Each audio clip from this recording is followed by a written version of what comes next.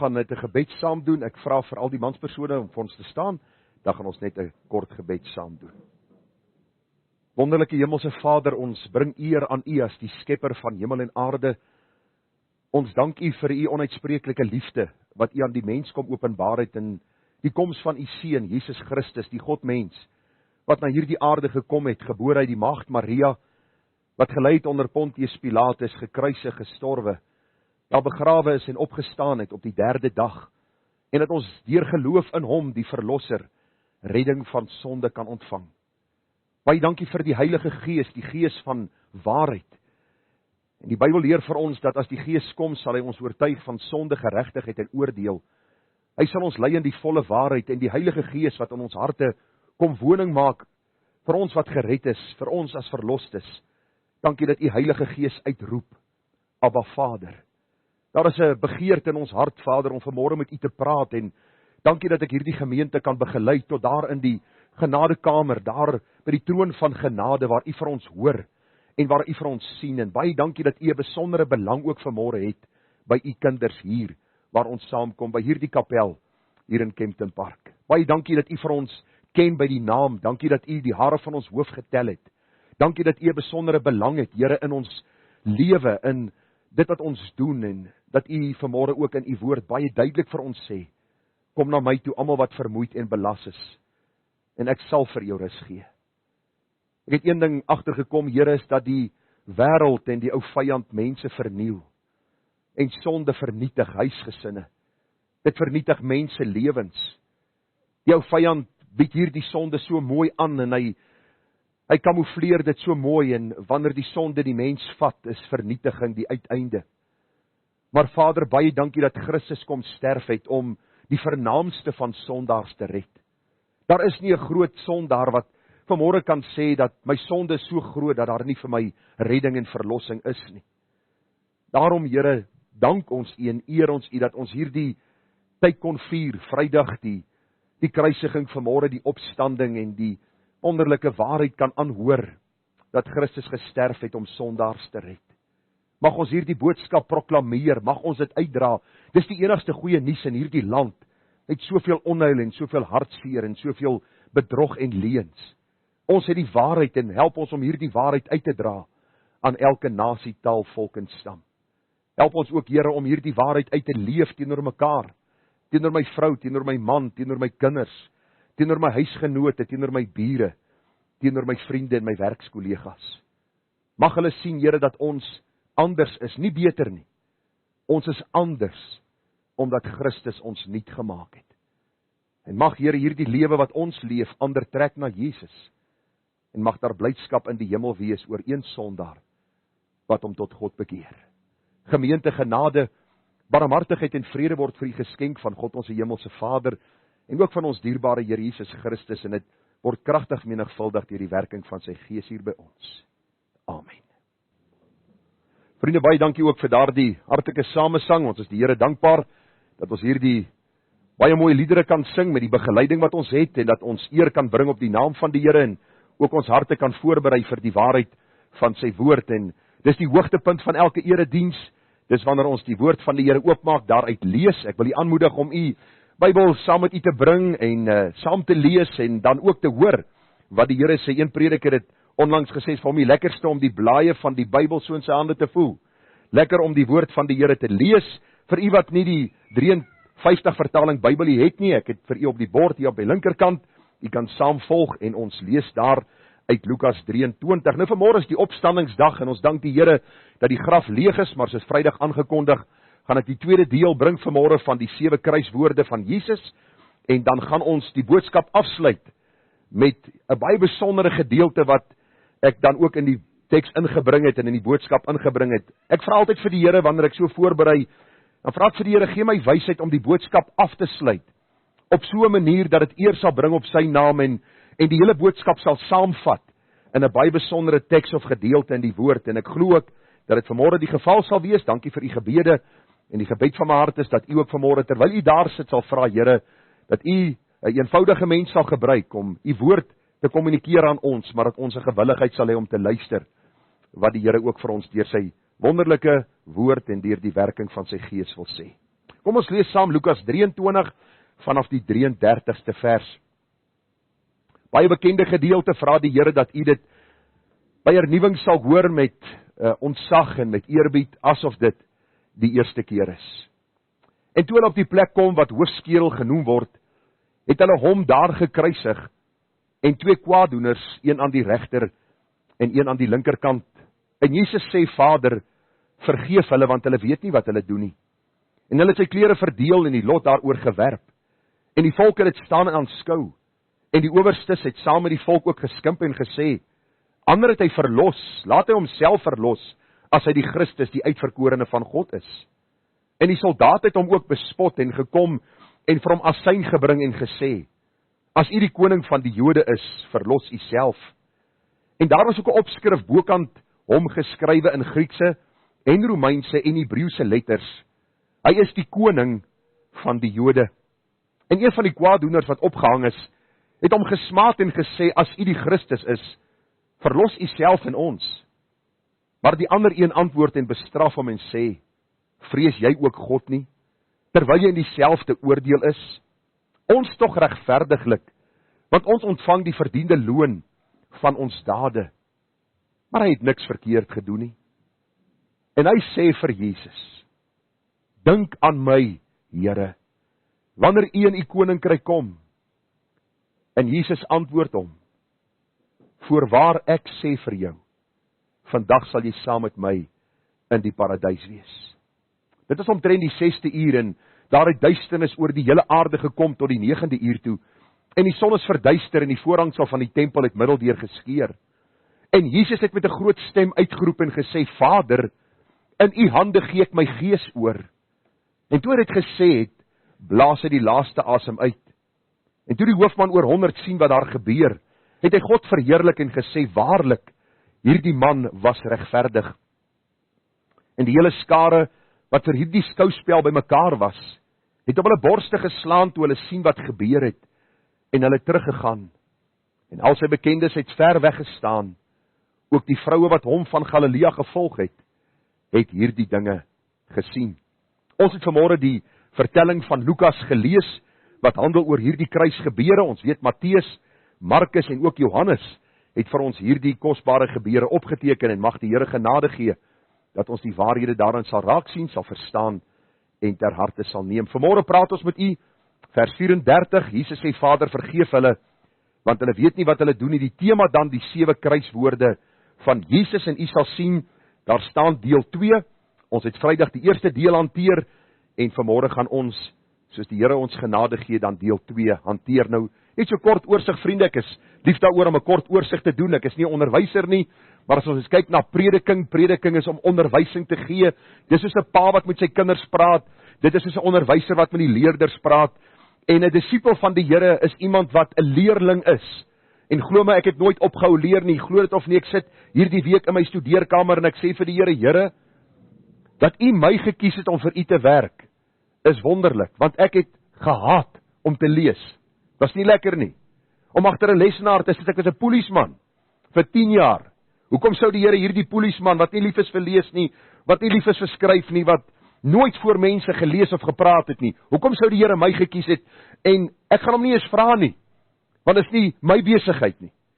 Al wat dit oor gaan is in getrouheid aan die Here gaan ek poog om u te leer en te onderrig, soos die Here deur sy woord my leer en onderrig.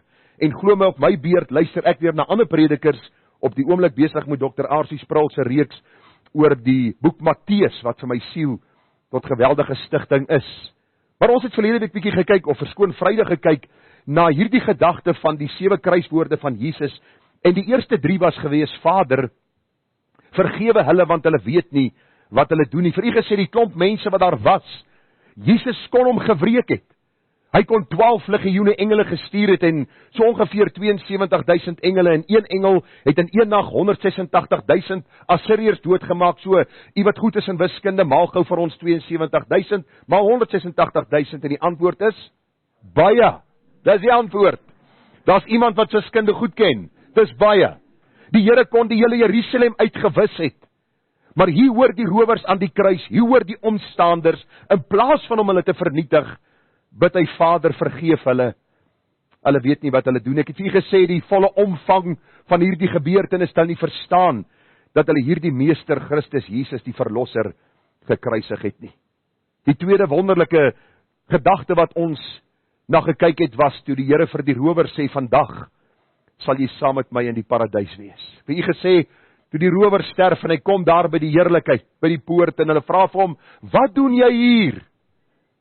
Was dan net een antwoord, die man in die middel het gesê, ek kan hier wees. Ek vertrou dat u vanmôre kan sê, dat ek ook gered is uit genade, dat hierdie Here Jesus Christus ook my verlosser en saligmaker geword het. En dan Jesus se omgee vir sy aardse moeder. Vrou, daar is u seun, en dan daar is jou moeder. Ons het afgesluit met die woorde van Matteus 11:28 wat sê, kom na my toe almal wat vermoeid en belas is, en ek sal julle rus gee. Vriende, as jy vanmôre rus vir jou siel soek, geld gaan dit nie bring nie, 'n vrou of 'n man gaan dit nie bring nie, kinders gaan dit nie bring nie, 'n goeie werk gaan dit nie bring nie, 'n goeie pensioenfonds gaan dit nie bring nie, en 'n huisie by die see gaan dit nie bring nie. Daar is een wat rus kan gee, dis die Here Jesus Christus. Wanneer jy vanaand jou hoof gaan neerlê en jy weet, my sonde is vergewe, ek is vry, ek is op pad na God se heerlikheid, en ek volg hierdie Here Jesus met alles in my. Jesus nooi ons om te leer van hom, want hy is sagmoedig en nederig van hart, en dan sal ons rus vind vir ons siele. Maar vanmôre gaan ons aangaan, vriende, daar's nog 4 gedagtes, 4 kruiswoorde waarna ons gaan kyk. En vanmôre kyk ons na die 4de gedagte. Jy moet nou onthou, Golgotha's heuwel, hierdie klomp mense saam, dis asof hulle teen 'n misdadiger uitgetrek het, die Here Jesus wat hulle gesond gemaak het, die een wat hulle gevoer het, die een wat hulle siekes genees het, die een wat vir hulle goed was in elke opsig. Hulle trek soos teen 'n misdadiger uit, en hulle roep al hoe harder uit, soos dit vandag in Suid-Afrika ook gaan, wanneer die mop by mekaar kom, en hulle wil een of ander ding doen, hulle skree, hulle weet nie waaroor dit gaan nie, maar hulle wil hierdie persoon weg hê. Hy moet uit die weg geruim word, en hulle roep en hulle sê, kruisig hom. Jesus word gekruisig, en hierdie 3 kruiswoorde is gespreek, en dan kom ons by hierdie aangrypende woorde uit.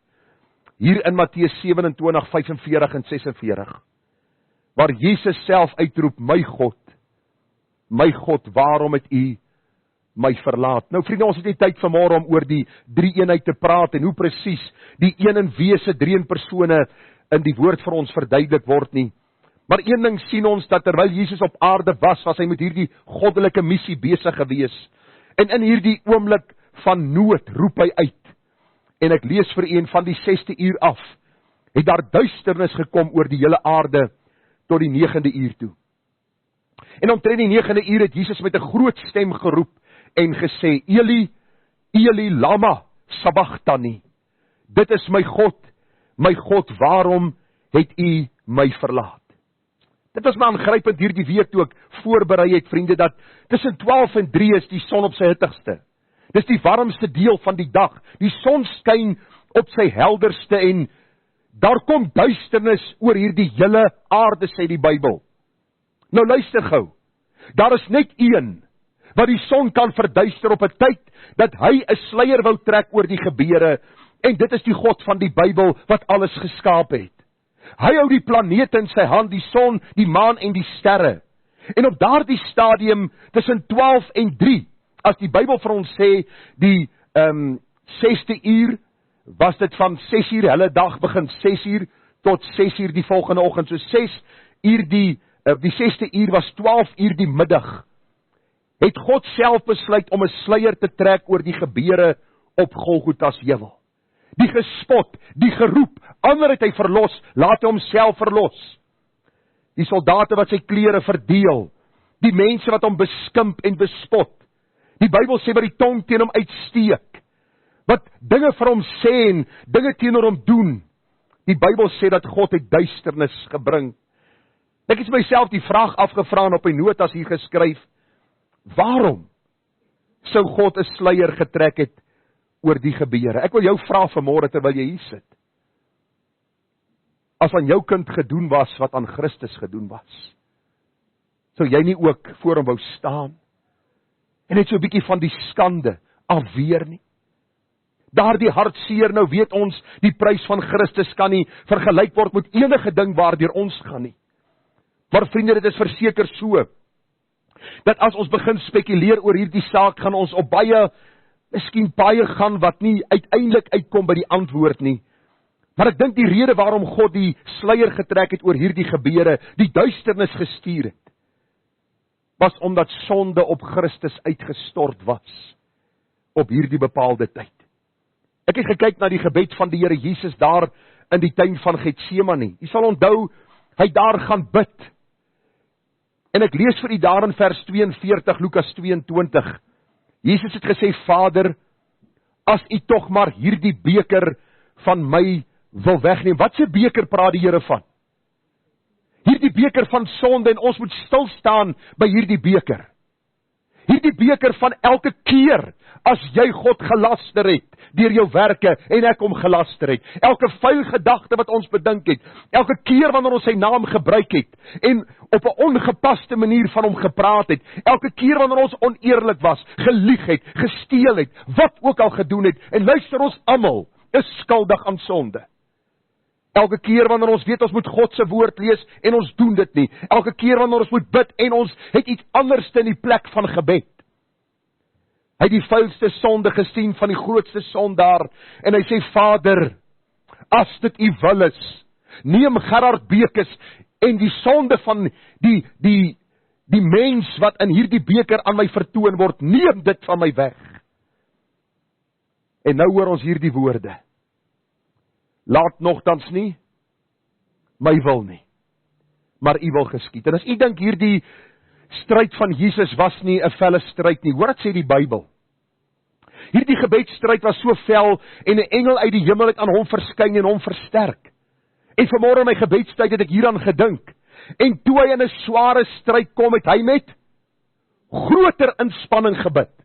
Ek wil vanmôre vir jou vra, en ek het vanmôre vir myself die vraag gevra, Gerard, wanneer die stryd vir jou vel raak, bid jy met groter inspanning? Of gaan sit jy voor die televisie en dink, ag, laat ek myself bietjie bejammer, of gaan maak ek vir 'n koppie koffie en ek begin gesels oor alles en meer, in plaas van om meer intens te bid. Jesus sien die beker van sonde, en hy begin bid soos wat u en ek miskien nie kan verstaan nie. Hoor hoe intens was hierdie gebed. Sy sweet het geword soos bloeddruppels wat op die grond val.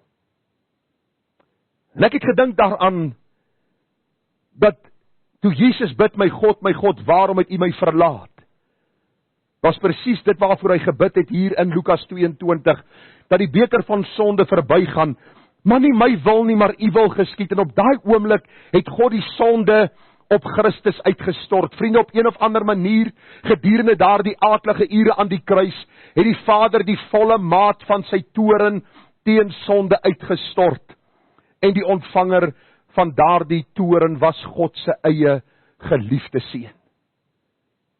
Hy het die sonde op Christus uitgestort. God het sy eie seun gestraf. U moet hoor vanmôre. God het sy eie seun gestraf asof hy elke goddelose daad gedoen het deur elke sondaar wat ooit sou glo. En hy het dit gedoen sodat hy daardie verlostes kon vergewe en behandel asof hulle Christus se volmaakte lewe van geregtigheid gelei het. Dis wat aan die kruis gebeur het. Die sondelose het dan ook die sondedraer geword. U moet tog nie die leuen glo wat vandag deur kerke verkondig word, dat Christus sondaar geword het nie. Hy het nie sondaar geword nie. Hy het die sondedraer geword. In die Ou Testament was die diertjie gebring, die hand van die skuldige was gelê op die hoof van die dier was keel afgesny, die bloed het gevloei, en dit was 'n heenwyse na Christus, die volmaakte lam wat sou sterwe. Christus kom, Christus sterwe, en die Bybel sê God stort die sonde op die vlekkelose lam, die Here Jesus Christus uit. Die Bybel leer vir ons in 2 Korintiërs 5:21. Hy, dit is God, het Christus, wat geen sonde geken het nie, sonde vir ons gemaak, sodat ons kan word geregtigheid van God in hom. Luister, het jy al gedink daaraan, hoekom moes Jesus 'n volmaakte lewe gelei het? As hy nie 'n volmaakte lewe gelei het, 'n sondelose lewe gelei het nie, kon hy nie 'n offer aan die kruis gewees het nie, want dan was hy sondaar soos ek en jy, en 'n sondaar kan nie vir 'n sondaar vergifnis bewerk nie. Jesus, sondelose een, gebore uit die maagd Maria, lei 'n sondelose lewe. Hy gaan sterf aan die kruis en in hierdie tyd stort God die sonde op Christus uit. En die genade is dat elkeen wat gered word, hierdie vergifnis ontvang en die lewe van Christus ontvang, en ook sien God ons in Christus as vergewe, as volmaak en as rein. Jesaja 53, die pragtige gedeelte daar, wat Jesaja skryf oor hierdie gebeure, daar op Golgotha staan daar, maar hy, Christus, is terwille van ons oortredinge deurboor. Terwille van ons ongeregtighede is hy verbrysel. Die straf wat vir ons die vrede aanbring, was op hom, en deur sy wonde daar vir ons genesing gekom. Vriende, u en ek moes gestraf geword het. Ek wil hê jy moet vanmôre dit weet. Die straf van die ewige poel van vuur moes op my en jou gewees het. Ons moes vir ewig in God se hel boete gaan doen het vir ons eie sonde. En God stuur die plaasvervanger Jesus Christus. Wil u weet waarom God se oordeel so vel gaan wees eendag? Wil u weet waarom die hel vir ewig gaan wees? Want die Bybel sê as jy die offer van Christus verwerp, dan verwerp jy die Skepper God. Verwerp jy die enigste offer wat gebring kon word vir sonde. En daarom belangrik dat ons sal sien, vers 9, hulle het hom sy graf by die goddelose gegee, en by 'n ryke was hy in sy dood, omdat hy geen onreg gedoen het nie, en geen bedrog in sy mond gewees het nie, hy is 'n sondelose gewees. Maar dit het die Here behaag, dit het God behaag. Dit was God se plan van ewigheid af, om hom te verbrysel. Hierdie krank gemaak, vriende, is die sonde wat op Christus uitgestort is, as sy siel 'n skuldoffer aangebied het.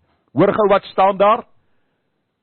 Sal hy 'n nakroos sien. Jesus het nie doelloos gaan sterwe nie.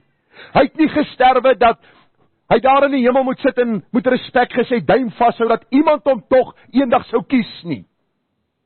Ons is te sondig om Christus te kies. Hy het gesterf vir sy nakroos. Hy het gesterf vir elkeen wat gered sal word. En as jy vanmôre wonder, is ek een van hulle, dan vra ek jou net een vraag. Het jy al in berou en belydenis uitgeroep om genade? Mense wil met tegniese redenasies kom, ek vra jou vanmôre, het jy al gesien en geglo, en het God jou lewe verander? Hy sal 'n nakroos sien. Ja, die Bybel leer vir ons baie duidelik, Galasiërs 3:13, Christus het ons losgekoop van die vloek van die wet deur vir ons 'n vloek te word. Want daar is geskrywe, vervloek is elkeen wat aan 'n hout hang. 1 Petrus 3 vers 18, want Christus het ook eenmaal vir die sondes gelei, hy die regverdige vir die onregverdiges, om ons tot God te bring. Hy het wel gedood is na die vlees, maar lewend gemaak deur die Gees. Ek het daar in rooi vir u gesit, die oomblik toe God die volle straf van sonde op die sondelose uitgestort het, was daar 'n verwydering wat ons nie kan begryp of verstaan nie. Jesus as volkome God en mens was vir 'n tyd, ja vir 'n oomblik van God verlate. En dit, vriende, was vir ons se Here Jesus erger as enige van die marteling en fisiese straf wat hy deurgemaak het. En ek weet nie wat dit is om van God verlate te wees nie. Selfs die grootste sondaar op hierdie aarde ontvang daagliks God se genade. Die son wat skyn, die versorging op tydelike gebied, die voorregte wat ons het. Vir 'n tyd lank was Christus van God verlate. Waarom? Omdat hy die sondedraer sou word. Die sluier is getrek oor die Golgotha's gebeure, toe hierdie wreedheid van sonde op Christus uitgestort is. Wil u weet hoe God sonde haat? Kyk na Christus. As u vanmôre nog lief is vir sonde, vra u self die vraag, het ek God dan lief? Want as God sy eie seun nie gespaar het nie, maar hom as offer aan die kruis verbrysel het. Nie omdat hy wreed was nie, maar omdat hy genadig was. Omdat u en ek in lewensgevaar was. Omdat ons ewige heil daarvan afgehang het. Was hy bereid gewees, en die Bybel sê, het hy sy lewe vir ons kom gee. My God, waarom het u my verlaat? Die volgende kruiswoord is ek is dors. U kan miskien vanmôre dink, maar ek is dors. Wat is belangrik daaraan? Ons almal raak van tyd tot tyd dors. Ek gaan vir vanmôre wys uit hierdie gedeelte hoe geweldig aangrypend hierdie woorde van die Here Jesus was. Hoor dit staan in Johannes 19:28. Hierna, omdat Jesus geweet het dat alles volbring was, sodat die skrif vervul sou word, het Jesus gesê, ek het dors. Jesus was op 'n goddelike missie. Hierdie woorde was nie toevallig gesê en woorde wat maar net in die niet verdwyn het nie. Dis opgeteken in die heilige woord van God. Dis 'n vervulling van 'n profesie wat in die Bybel na vore gekom het, en toe ek daaroor dink, toe besef ek, vriende, in hierdie paar woorde sien ons die profetiese akkuraatheid van die Bybel. Geen ander boek kon met soveel akkuraatheid feite so lank in die toekoms reg voorspel het nie. En die Bybel sê vir ons dat Dawid as koning en profeet, ek het vir u nou gesê hy is profeet ook, want Handelinge 2 vers 29 tot 31 sê dit vir ons. Skryf in Psalm 69:22. Koning Dawid skryf en hy sê, en hulle het aan my gal gegee as my spys, en vir my dors het hulle my asyn laat drink. Vriende, Jesus was volkome God, en hy was volkome mens gewees. As ons kyk na die godheid van Jesus, sien ons dat hy dooies opgewek het, hy het sondes vergewe, hy het brode vermeerder, hy het wonders en tekens gedoen, soos niemand anders dit kon doen nie. Maar aan die ander kant sien ons sy menslikheid, hy het moeg geword, hy het dors gehad, hy het geslaap, hy het geween. Ons sien die God mens, ons verwonder ons oor hierdie Here Jesus Christus, en daar aan die kruis sien ons die dors wat hy gehad het. Onthou, Jesus het die helse smart gedra. Is u saam met my? Dit was 'n intense stryd waardeur hy gegaan het. Baie mense sê, ag, hy was God gewees, so, dit was nie vir hom so geweldig intens aan die kruis nie, die pyn was nie so erg nie, want hy was God gewees. Die Bybel sê, hy was God en mens, en hy het dit ervaar soos u en ek het sou ervaar het. Net baie meer intensief, want hy sou die sondedraer geword het. Toe Jesus uitgeroep het, hy het dors. Vriende, was dit hierdie helse smart wat hy gedra het, hierdie dors wat u en ek nie vir mekaar kan beskryf nie. Glo my, in die jare wat ek in die polisie was, dan stuur hulle jou om roetes te loop, en dan loop jy jouself moeg, en dan moet jy nog verder loop. En dan kry jy 'n dors oor jou, wat jy nie vir iemand kan beskryf nie. As jy dink aan die dag wat jy miskien geweldig dors was, hierdie was baie meer intensief gewees. Jesus sê, ek het dors. Die haat van die mens is teen hom, sy liggaam is besig om in te gee, die gebeure rondom die kruisiging is besig om sy tol te eis. Die straf van sonde was oor hom uitgestort, en ek vra vir myself die vraag in my voorbereiding, waarom ek het dors? En daar kom 'n gedagte by my op, terwyl ek so deur die skrif gaan. As jy vanmôre wat hier sit, en jy wat vanmôre luister na hierdie boodskap, jy moet vanmôre dit hoor. As jy sterf sonder Jesus, sal daar 'n dors wees in die ewigheid, wat nooit bevredig sal word nie. Volg saam met my. Toe hy uitroep, dit is dors, hy het dors, was dit die helse smart wat oor hom uitgestort was. Dit was 'n intense dors, dit was die vervulling van die profeseë. Maar as u en ek sterf sonder hierdie Here Jesus Christus, die saligmaker, sal met ons gebeur, wat die Bybel vir ons leer daar in Lukas, die 16de hoofstuk. En wie kan gou vir my sê, wat staan in Lukas 16? Die ryk man en Lazarus, u almal ken die verhaal, u het hom geleer van kindsbeen af. Daar was 'n ryk man wat in weelde geleef het, daar was 'n arm man by sy poort gewees. En die Bybel sê vir ons, albei het gesterwe. Wanneer laas het u aan die dood gedink? Wie sê nou vir my, Karel, kalm nou. Ons is by die opstandingsoggend. Moenie oor dood praat nie. Ek vra jou net, Wanneer laas het jy oor die dood gedink? Interessant, die afgelope tyd, ek het so 'n bietjie foto's geneem van in die sosiale media waar hulle 'n bietjie koerantberigte gee. Hierdie bus val om en 8 kinders is dood. Hierdie bus is in 'n ongeluk en daar's 12 mense dood. Ouderdomme baie keer 12 en 14 en 15 en 16. Dan is daar weer iemand dood wat 30 en 50 en 80 is. Die dood, vriende, vra nie hoe oud jy is nie. Ek vra jou, wanneer laas het jy gedink aan vandag kan jy sterwe? En ek het die vraag beantwoord, waar sal jy wees? Die ryk man het gesterwe, so ook Lazarus. Lukas 16:24, en toe hierdie ryk man sterf, roep hy en hy sê, Vader Abraham, wees my barmhartig en stuur Lazarus dat hy die punt van sy vinger in water kan insteek en my tong verkoel, want ek ly smarte in hierdie vlam.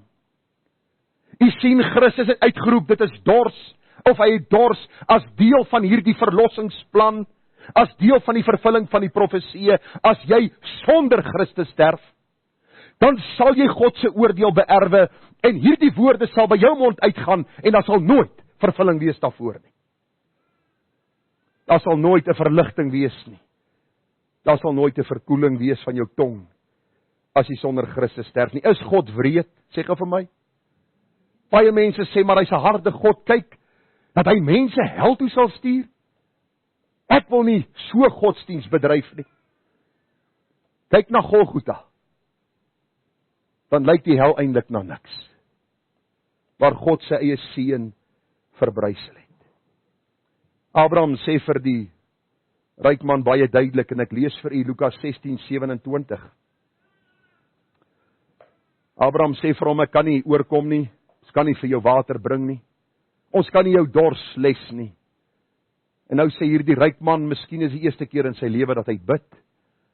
Hy sê, ek bid u dan, Vader, om hom na my vader se huis te stuur, want ek het 5 broers.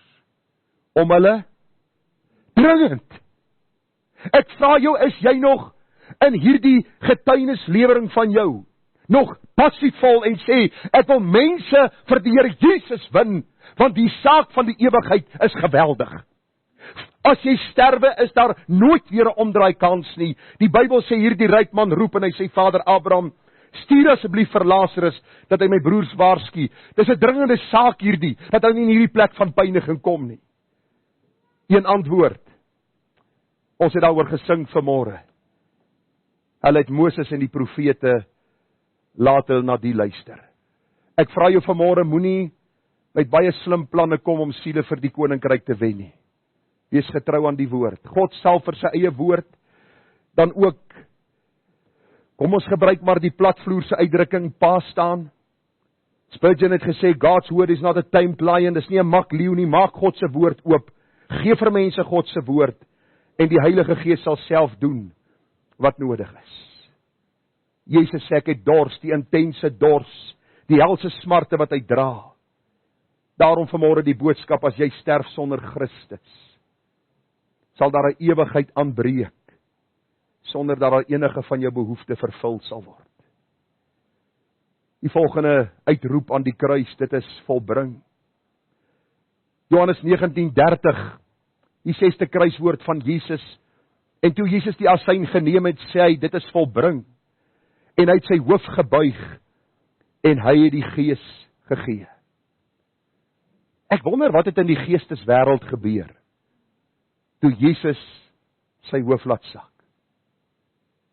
Almal kyk, almal hoor, onthou vriende, hy het geroep.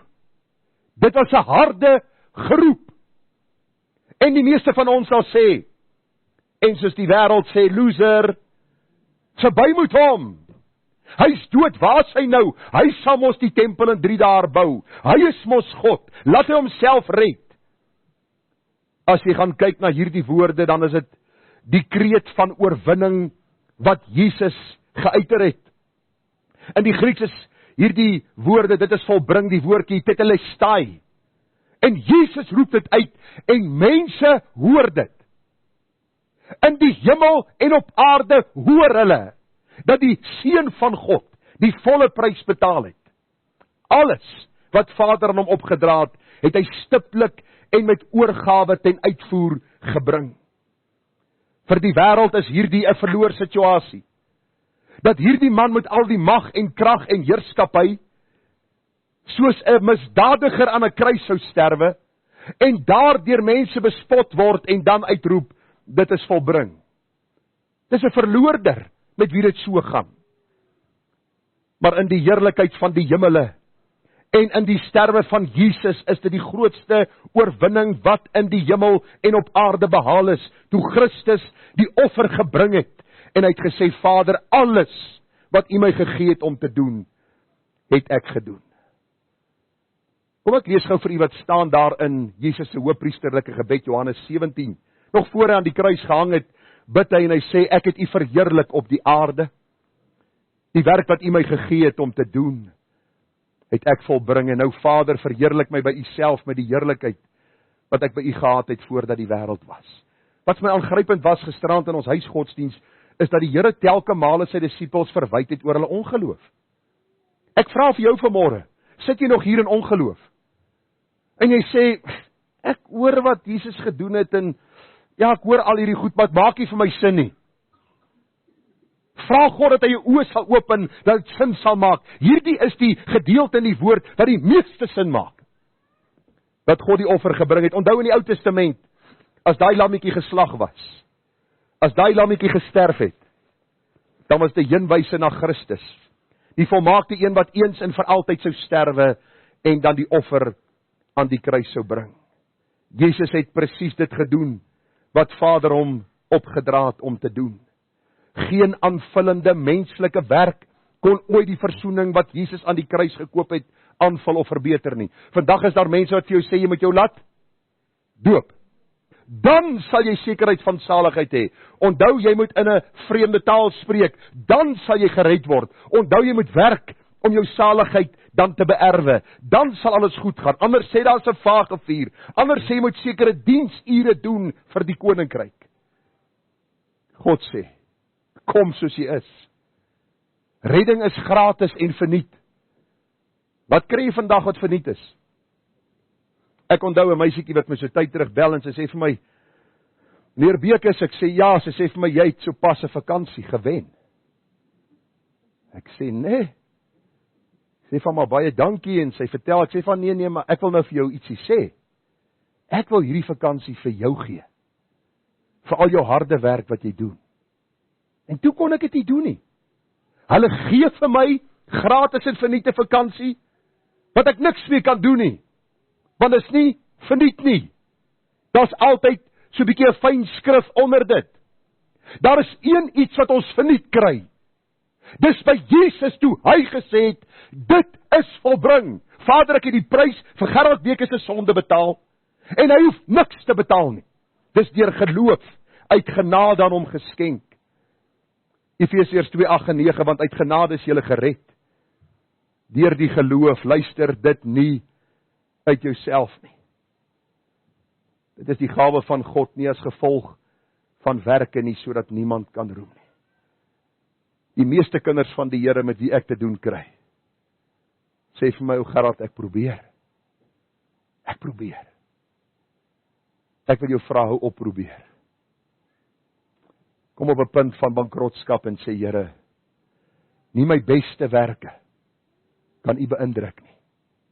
As U vanmôre na Jesus kyk, en deur die geloof as ek in Christus vergewe van my sonde, dan is U tevrede, en deur U Gees stel U my in staat om 'n lewe te kan leef, van toewyding, 'n lewe tot eer van U naam.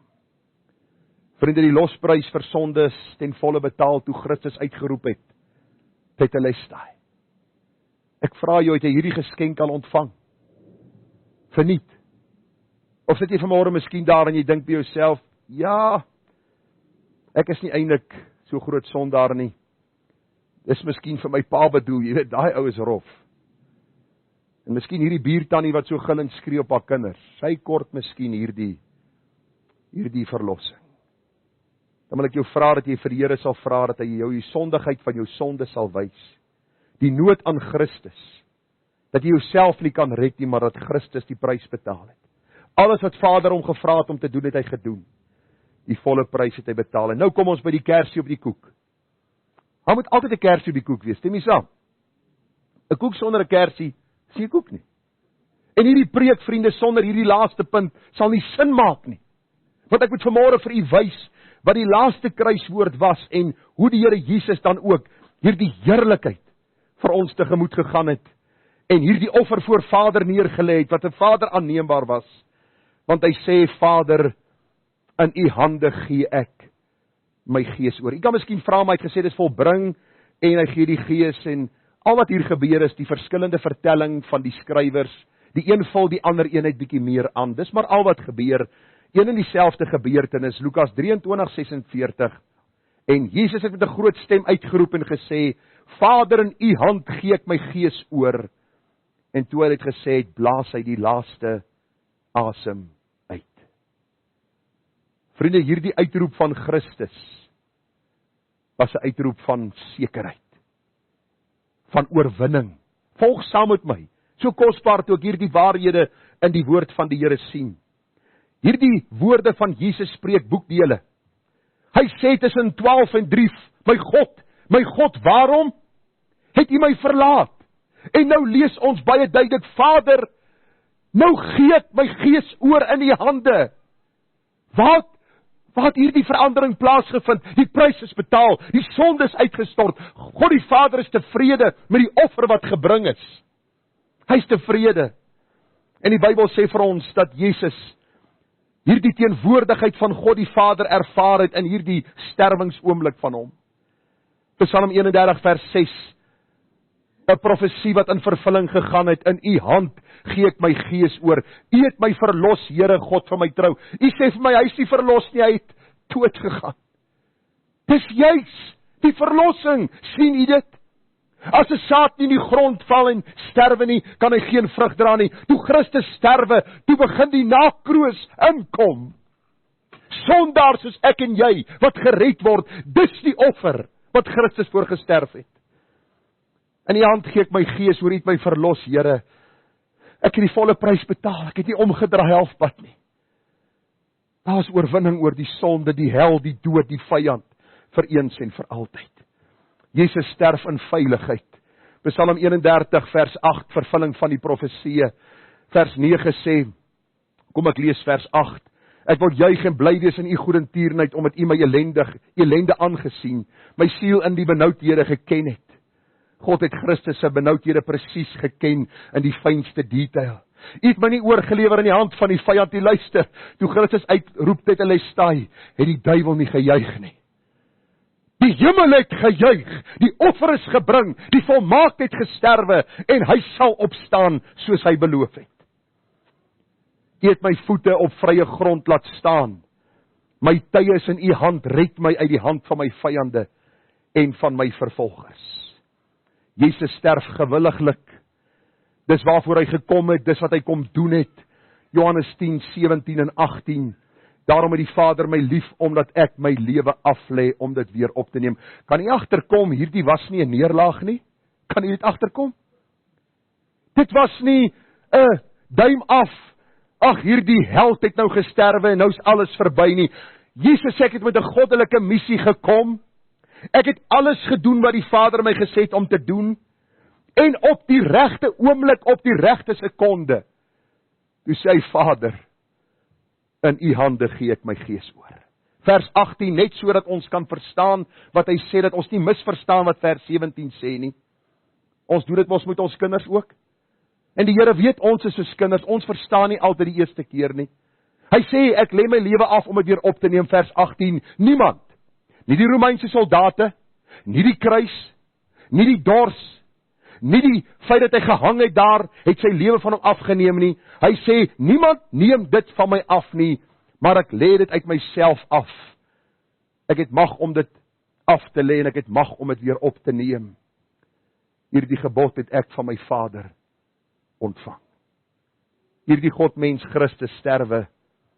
Hy sterf in veiligheid, Vader, in u hand gee ek my gees. Hy sterf gewilliglik op die tyd, op die uur, op die oomblik wat dit bepaal was. Hy sterf as oorwinnaar. Hy sterf as oorwinnaar. Matteus 27:50, daarop het Jesus weer met 'n groot stem geroep en die Gees gegee. En die voorhangsel van die tempel het in twee geskeur van bo tot onder. Wie kan vir my sê, wat was die doel van die voorhangsel? Ek het nou baie gepraat, nou gaan ek water drink. Nou moet u vir my sê, wat was die doel van die voorhangsel? Daar was 'n skeiding. Daar was die voorportaal, die heilige en die allerheiligste in die tempel, en tussen die heilige en die allerheiligste was daar 'n groot gordyn, 'n dik gordyn. Hy het gehang van die dak tot op die grond, en niemand kon in die allerheiligste ingegaan het nie. Daar was die ark van die verbond, met die twee gerubs wat bo op die ark van die verbond was, en God se teenwoordigheid was daar gewees vir die volk, en eenmaal in 'n jaar mag die hoofpriester ingegaan het in die allerheiligste met bloed, wat hy gaan offer het vir die volk voor die troon van God. En ek dink baie keer in prentjies. Dink jy ook in prentjies? Man, as ek nie in prentjies kon dink, hoe sal ek my vrou ooit kon sien in my gedagte? Ek sê van nou die dag, sy is die mooiste wat ek in my lewe gesien het. Nou al 33 jaar. Maar om in prentjies te dink is 'n goeie ding. Nou sien ek die klomp priesters wat daar rondskarrel, daar in die voorportaal en daar by die heilige in die volgende oomblik. Luister, toe hierdie man Christus sterf, toe skeur daar die gordyn, en ewe skielik sien hulle die ark van die verbond. Ek wonder of hulle gehardloop het, en uitgeroep het, berge, val op ons. Ons het die heerlikheid van God gesien. Die oorwinning wat Christus behaal het hierdie gordyn geskeur. Sê gou my, wie in die verlede het gesterf? Mohammed, het hy gesterf en toe gebeur daar iets spesifieks? Nee, sy beentjies is nog steeds daar. En Boeddha, sy been het langer gevat om uit te kom. Bietjie wyd gewees, né? En al die ander gode, daar bestaan nie so iets dat daar wonderwerke gebeur het met hulle sterwe nie. Hierdie Here Jesus Christus, toe hy sterf, toe skeur hy hierdie verwydering. Wat is die boodskap van môre? Hy sterf as oorwinnaar sodat ek en jy toegang tot God kan hê. Op ons eie, op grond van my werke? Nee. As ek bid, sê ek, Vader, hoe kan ek in u teenwoordigheid kom behalwe op grond van die werk van Jesus? Daar is oudste broer, dis ons voorganger, ons is mede-erfgename van hom. Hy het vir ons in die allerheiligste ingegaan. Hy het sy bloed gegee vir Vader. Vader het gesê, hierdie bloed is aanvaarbaar. Jou offer is genoegsaam, sodat jy siele kan red. En die Bybel sê vir ons, die voorhangsel skeur, die weg is gebaan. Hoor gou wat gebeur? Die aarde het gebewe. Toe die Skepper sterwe, toe gee die aarde antwoord. Ek wil vir u sê, ek dink daai klomp om daai kruis het gebewe. Toe daar die duisternis opklaar, 3 uur die middag. Die stof hang nog so om daar die Golgotas gebeure.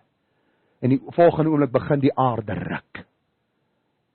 En die Bybel sê vir ons, daar die hoofman oor 100, sê waarlik, hy was regverdig.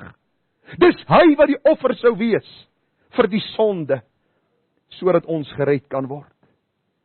Die Bybel sê die rots het geskeur. Vir eens en vir altyd is die weg na God gebaan. Die skeiding is weg. Geen offer sou weer nodig wees nie.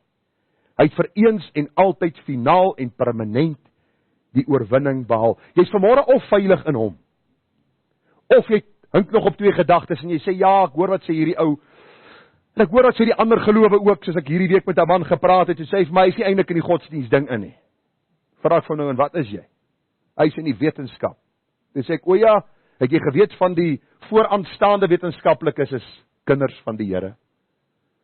En dan gewoonlik het so amper half of hulle begin hakkel.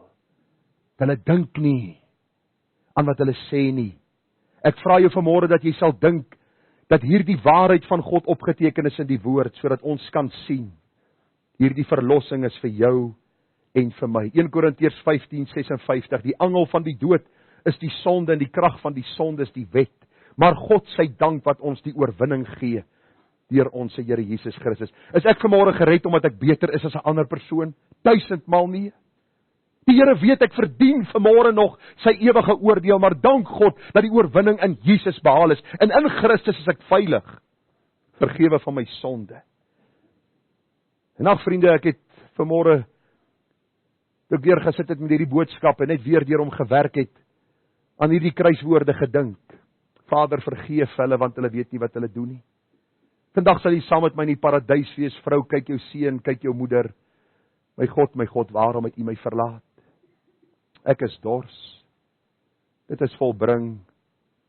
Vader, in U hande gee ek my gees oor. En ek vra net U aandag nog vir so 'n minuut of 2.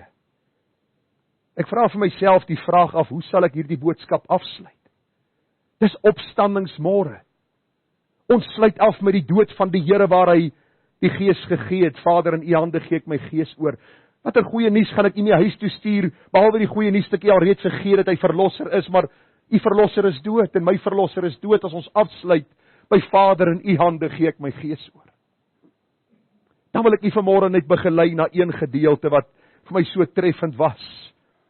En ek wil hierdie Goeie Vrydagdiens, hierdie opstandingsdiens afsluit met hierdie woorde. Johannes, die skrywer van die Evangelie van Johannes en ook van die 3 sendbriewe van Johannes en Openbaring sê die volgende: volg saam met my die Christus wat hy nou beskryf is, die een wat ons nou net gehoor het. Aan daardie kruis op Golgotha, met daardie stof wat gehang het om die kruis uitgeroep het. Dit is volbring. Die prys is betaal. Kom ek gee vir u wat Johannes beskryf oor hom. En ek was in die gees op die dag van die Here, Openbaring 1 vers 10, en ek agter my 'n groot stem gehoor, soos van 'n bassein wat sê.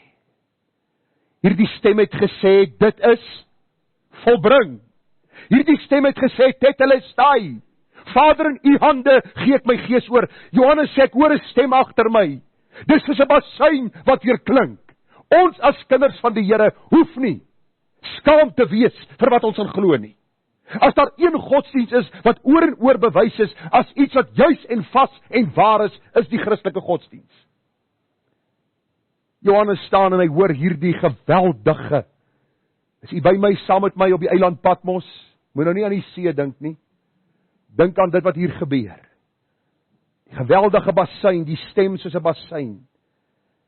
En hierdie stem sê, ek is die Alfa en die Omega, die eerste en die laaste. En gaan ons omkyk, gaan ons sien wat gebeur. Hy hoor agter hom, en die Bybel sê, toe draai ek my om te sien watter stem met my gespreek het. En toe ek my omgedraai het, sien ek 7 goue kandelaars. En tussen die 7 kandelaars, een soos die seun van die mens, met 'n kleed aan wat tot op die voete hang en gegord om die bors met 'n goue gordel. Sy hoof en hare was wit soos wit wol, soos sneeu, en sy oë soos 'n vuurvlam. Sy voete soos blink koper wat gloei, soos in 'n oond. Klink dit vir u soos die een wat aan die kruis gesterf het? Ja, dis hy. Hy het miskien nie vir die wêreld so gelyk nie, maar toe God hierdie taak vir hom opgelê het en hy het hierdie taak volbring, toe sê die Bybel, is hy weer verhoog aan die regterhand van die Vader, en hy ontvang 'n naam wat bo alle name is. En die Bybel sê, en sy voete soos blink koper wat gloei soos in die oond, en sy stem soos die stem van baie waters, en in sy regterhand het hy 7 sterre gehou, en 'n skerp tweesnydende swaard het uit sy mond uitgegaan, en sy aangesig was as die son wat skyn in sy krag. As u vanmôre dit moes sien, wat sou u gedoen het? Wat sou u reaksie gewees het? Kom ek sê vir u wat het Johannes ervaar. Toe ek hom sien, toe val ek soos 'n dooie aan sy voete. Ek val soos 'n dooie aan sy voete. En hoor wat gebeur. Kyk die genade van hierdie God. En hy het sy regterhand op my gelê en vir my gesê, moenie vrees nie. As jy vanmôre Christus nie ken nie, vrees. As jy Christus vanmôre nie ken nie, wil ek jou vra dat jy sal vrees tot jy by hierdie verlosser uitgekom het, en dat hy vir jou sê, moenie vrees nie. Ek is die eerste, ek is die laaste, en ek is die lewende. Ek was dood. Ek leef tot in alle ewigheid. Amen. En ek het die sleutels van die doderyk en van die dood. As jy vanmôre wil hê God moet die poort van die hemel vir jou oopsluit, is daar een. Sy naam is Jesus Christus. As jy deur geloof in hierdie verlosser Jesus Christus vergifnis van sonde ontvang het, dan sluit God hierdie poort vir jou oop. En deur die kruis van Jesus is daar verlossing, redding en die ewige lewe. Ons is vanmôre klaar met hierdie boodskap. Die 7 kruiswoorde van Jesus, daar is wonderlike waarhede, daar is geweldige waarskuwings. Ek vra jou vanmôre, kan jy met sekerheid sê, dit is wel met my siel, omdat ek veilig in Christus is. Kom ons bid saam. Vader, ons bid dat U vir ons wysheid sal gee en insig en verstand om hierdie groot waarheid te verstaan. Help ons om opnuut Christus in sy heerlikheid te aanskou, want Vader, as ons dink aan dat ons moet sterf sonder Christus, wat sal die einde wees? Ons leef in 'n tyd, ons leef in 'n land, ons leef in 'n uur, Here, waar mense vir hulle self lewe, vir sonde. Hulle het vir hulle gebarste reënbakke gekry en die fontein van lewende water verruil. En Here, hierdie gebarste reënbakke kan geen water hou nie, daar's geen vreugde in sonde nie. Vir 'n oomblik is daar miskien genot, maar daar's geen blywende vreugde nie. Dit bring soveel hartseer en soveel pyn en soveel verdriet. Dankie vir hierdie boodskap van die kruis, dankie vir die verlosser Jesus Christus. Dankie vir die uitroep, dit is volbring. En dankie vir die graf wat leeg is. Ek was dood en kyk, ek lewe tot in ewigheid. En nou sê U vir ons in die woord, en ek gee hulle die ewige lewe. En hulle sal nooit verlore gaan tot in ewigheid nie.